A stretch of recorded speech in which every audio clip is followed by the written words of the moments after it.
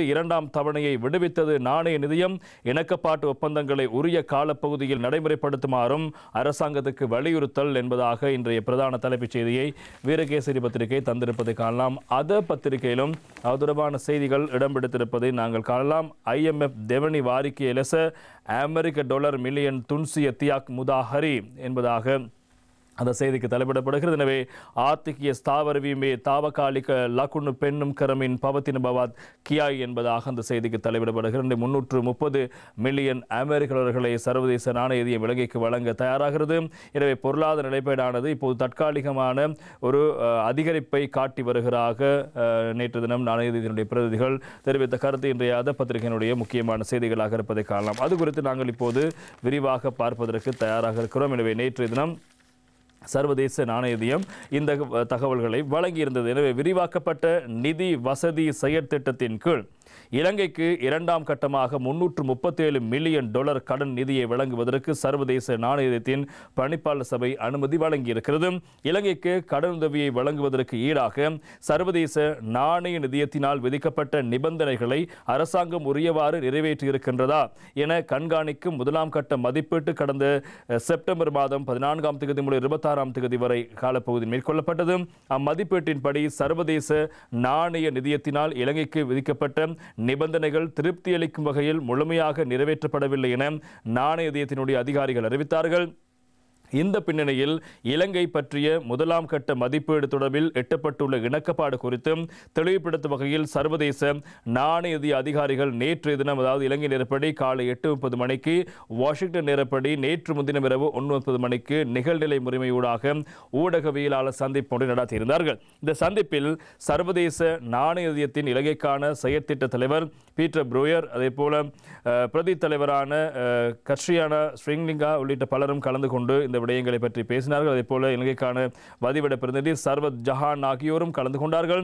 அவர்களால் இலங்கை தொடர்பில் வெளியிடப்பட்ட கருத்துக்களும் அதிகாரிகளால் வெளியிடப்பட்டுள்ள அறிக்கையில் உள்ளடங்கியிருக்கும் விடயங்களும் இங்கே குறிப்பிடப்படுகிறது. அந்த அடிப்படையில் இலங்கையுடனான 48 மாத கால விரிவாக்கப்பட்ட நிதி வசதி செயற்திட்டத்தின் கீழான முதலாம் கட்ட மதிப்பீட்டுடன் தொடர்புடைய நடவடிக்கையான நாணய நிதியத்தினுடைய பணிப்பாளர் சபையினால் நேற்று 13ஆம் தேதி பூர்த்தி செய்யப்பட்டிருப்பதோடு அதன் பிரகாரம் இலங்கையின் பொருளாதார கொள்கை வகுப்பு மற்றும் மறுசீரமைப்பு உதவும் வகையில் இரண்டாம் கட்டமாக 337 மில்லியன் டாலர் நிதி வழங்கப்படவிருக்கிறது.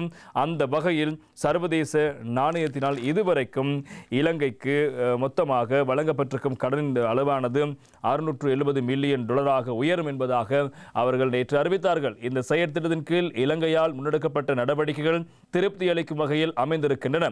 குறிப்பாக செலவின் நிலுவைகள் தவிர்ந்த அனைத்து முக்கிய நடவடிக்கைகளும், வரி வருமானம் தவிர்ந்த அனைத்து இலக்கிடப்பட்ட அடைவுகளும் ஜூன் மாத இறுதியில் எட்டப்பட்டிருக்கின்றன.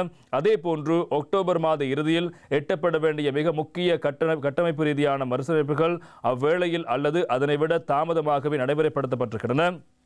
மேலும் சர்வதேச நாணய நிதிய அதிகாரிகளால் இலங்கை தொடர்பில் ஆட்சியில் மதிப்பாய்வு ஒன்று மேற்கொள்ளப்பட்டு அது குறித்த அறிக்கை சமர்ப்பிக்கப்பட்டதோடு ஆசியாவில் இம்மதிப்பாய்வுக்கு உள்ளான முதலாவது நாடு இலங்கையாகும். இது மிக ஆழமாக வேரூன்றிருக்கும் ஊழலை, மோசடிகளை முடிவு கொண்டு வருவதை முன்னிறுத்திய மிக முக்கியமான நடவடிக்கையாகும்.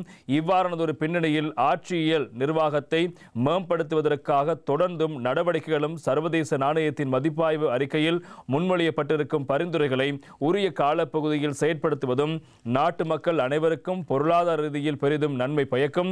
அதேவேளை கடன் ஸ்திரத்தன்மையை உறுதிப்படுத்தல், வருமானத்தை அதிகரித்தல், திருப்திகரமான கையிருப்பு அளவை மீள கட்டியெழுப்புதல், பணவீக்கத்தை குறைத்தல் மற்றும் நிதியியல் உறுதிப்பாட்டை பாதுகாத்தல் ஆகிய செயல்முறைகளில் இலங்கை பாராட்டத்தக்க விதத்திலான முன்னேற்றத்தை பதிவு செய்திருக்கிறது. இதன் மூலம் நாட்டின் பொருளாதாரம் ஸ்திரமடைவதற்கான குறிகாட்டிகள் தென்படுகின்றன. எனவே மேலும் இலங்கைக்கு உத்தியோகபூர்வ கடன் வழங்குநர்கள் முடிவுக்கு இடையில் எட்டப்பட்டிருக்கும் இணக்கப்பாடு மற்றும் கடன் மறுசீரமைப்பு தொடர்பில் சீன ஏற்றுமதி இறக்குமதி வங்கியுடன் எட்டப்பட்டிருக்கும் இணக்கப்பாடு என்பன சர்வதேச நாணய நிதியத்தால் விரிவாக்கப்பட்ட நிதி வசதி செயற்பாட்டு திட்டத்தின் கீழ் விதிக்கப்பட்ட நிபந்தனைகளுக்கு அமைவாக காணப்படுகின்றன. அவை இலங்கையின் கடன் ஸ்திரத்தன்மை ஸ்திரத்தன்மையை உறுதிப்பாட்டை முன்னிறுத்தியது மிக முக்கிய மைல்கல் அடைவுகளாகும்.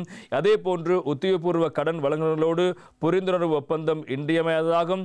இதுவரையில் எட்டப்பட்டுள்ள இணக்கப்பாட்டு ஒப்பந்தங்களை உரிய காலப்பகுதியில் நடைமுறைப்படுத்தல், வெளியக தனியார் கடன் வழங்குநர்களோடு நியாயமான அடிப்படையில் தீர்வுகளை அடைதல் என்பன நடுத்தர காலத்துக்கு அப்பால் இலங்கையின் கடன் ஸ்திரத்தன்மையை உறுதிப்படுத்துவதற்கு உதவும்.